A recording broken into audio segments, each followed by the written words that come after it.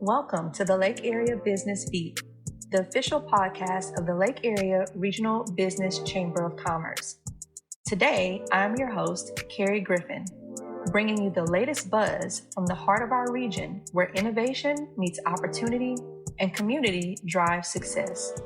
Each episode will spotlight local leaders, rising entrepreneurs, and game-changing initiatives that are shaping the economic future of the Lake Area. Whether you're a seasoned business owner, a startup dreamer, or just love keeping up with what's happening in your backyard, this podcast is for you. Let's dive in, connect, and grow together.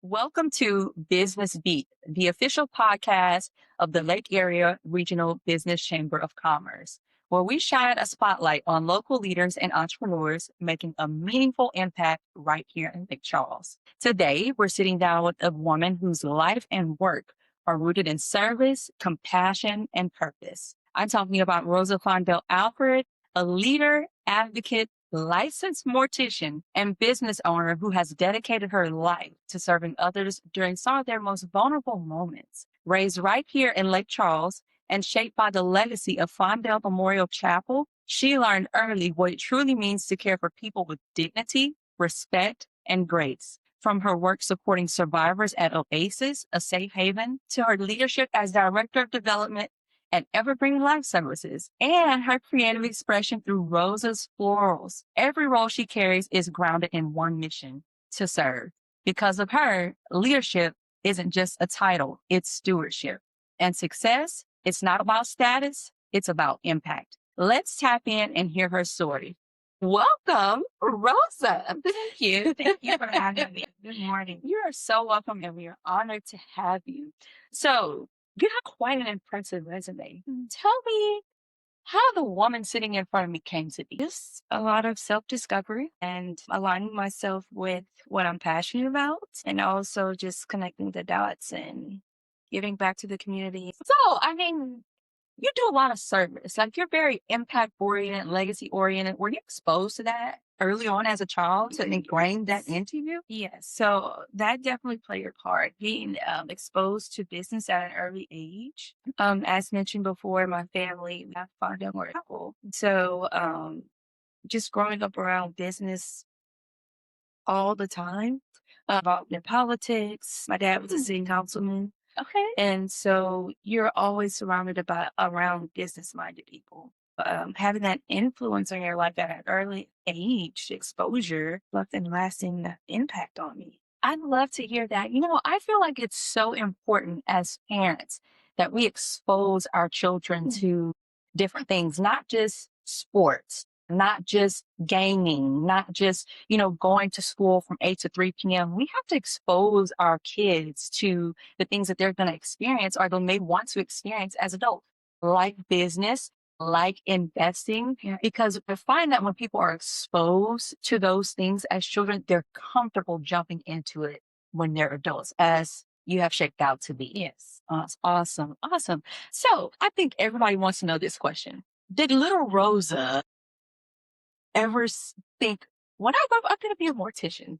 And I always had a passion for being a mortician. I actually was discouraged to become a mortician. My dad at the time, it was male dominated. Okay. And he encouraged me to go to college. So I took a different route and went to school, finished, and got my degree in mass comm. But I always knew there was something pulling me back to the funeral home industry. After graduating, I decided I'm going to go back to school and get my degree in mortuary. And so that's what I did. And over the years, it has eventually turned from a male-dominated industry to a female-dominated industry. So it was a smart move. Yeah. I am seeing that shift. Yeah, you'll see more women. I am. Did funeral lead you into floral? Yes. Okay. Tell me about that. My family, my uncle, we had a floral shop in the funeral home. So families, when they would make arrangements, they would come and also pick up the flowers and any other florals that would go with the service. And so I grew up watching them plan the funeral service. And then my other uncle, plan with the casket spray and the florals. So it made sense to me for it to be like a one-stop shop, or we handle all of your needs. You don't have to run here and there to try to get your service together because you're under a lot of emotional distress. So it helps the families just to take care of their needs at a one stop. And I bet that calms the nerves too. I would assume so. I would hope that it does because they're under a lot of emotional things and financial. It can put a strain on families. It just helps to not have to run around because you have so many other things that you're worried about just to take care of everything there. Yeah. So that was the inspiration for me having the flower shop. I love that. And you have such a creative side to you as well. Yeah. So with the flower shop, it allows that creative side.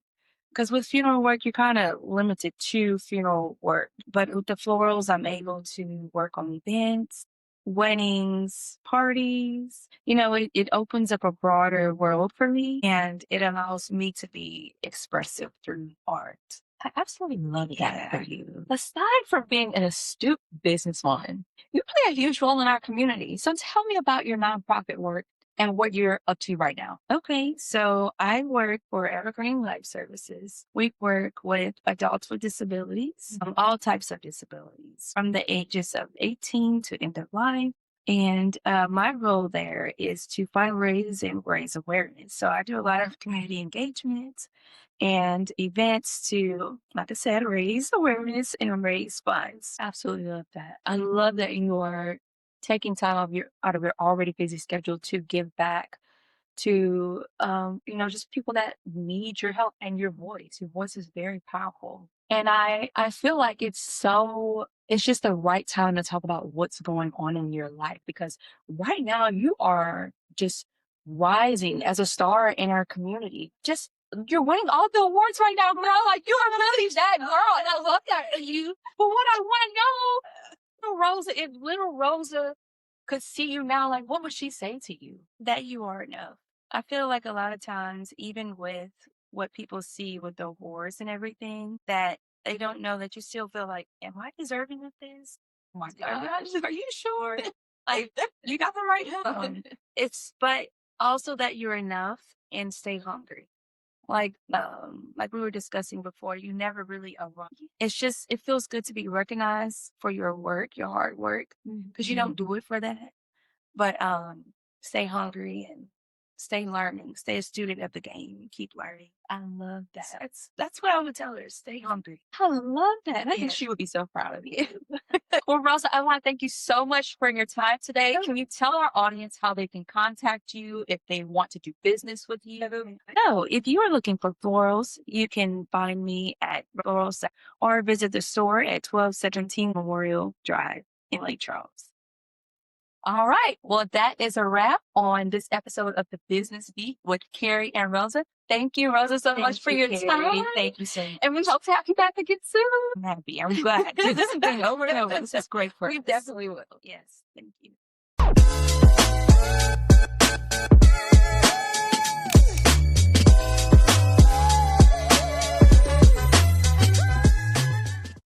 Be creative. Inspire others.